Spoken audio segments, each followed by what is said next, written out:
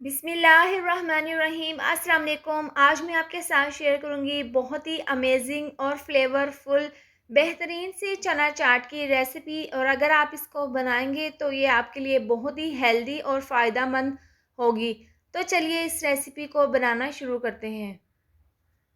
सबसे पहले चना चाट के लिए हम मज़ेदार सी चटनी रायता तैयार कर लेंगे। तो मिक्सी जार में बारीक कटा हुआ धनिया, पुदीना और बारीक कटी हुई सब्ज़ मिर्च डाल देंगे। साथ में थोड़ी सी दही डाल देंगे और इनको हम पीस लेंगे। तो यहाँ पर ज़बरदस्त सा ये मिक्सचर तैयार है। इसमें टेस्ट के हिसाब से आधी चम्मच डाल देंगे नमक, आधी चम्मच भुना कुटा हुआ ज़ीरा। इससे बहुत ही अच्छा सा फ्लेवर आएगा।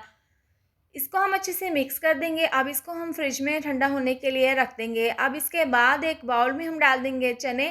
रात भर चनों को भिगोकर हमने रख दिया था। इसके बाद हमने इसमें नमक डालकर इनको बॉईल कर लिया था। अब बात करते हैं हम आलू की। तो देखिए आलू हमने ली है 1 कप बॉईल किए हुए। तो आपने यहाँ पर इसकी खूबसूरती पर ध्यान देना है। आपने इस तरह से इनकी खूबसूरत सी कटिंग कर लेनी है। इसके बाद आप इनको बॉईल कर लें।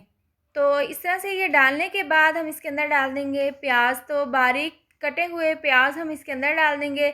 आपने इस तरह से बिल्कुल बारीक इसकी कटिंग कर लेनी है और प्याज में आपने हल्का सा क्रंच ही रहने देना है, तभी चना चाट खाने में मज़ा आता है।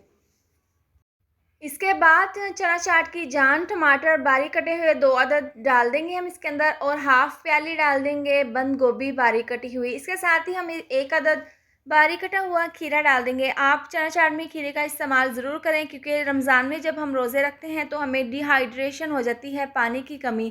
तो आपने चना चाट में खीरे का इस्तेमाल ज़रूर करना है। इसके बाद हम इसके अंदर डाल देंगे 1/4 चम्मच बारीक पिसा हुआ ज़ीरा और चाट मसाला आधी चम्मच। इसके बाद हम डाल देंगे सॉस इंस्टेंट इमली की चटनी। इसकी रेसिपी मेरे चैनल पर मौजूद है।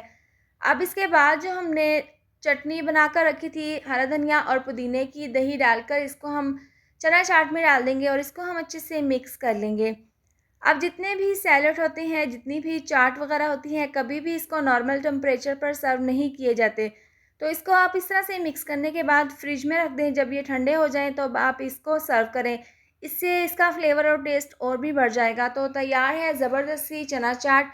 आप इसको बनाएँ रमज़ान में, आप इफ्तार में इस रेसिपी को ज़रूर ट्राई करें। इसके साथ ही अगर आपको मेरी ये वाली रेसिपी अच्छी लगे तो इसको लाइक और शेयर करें। चैनल पर नए हैं तो इसको सब्सक्राइब कर दें और साथ दी हुई बेल को भी प्रेस कर दें, ताकि आने वाली हर नई वीडियो का नोटिफिकेशन आपको मिलता रहे। अल्लाह हाफ़िज़।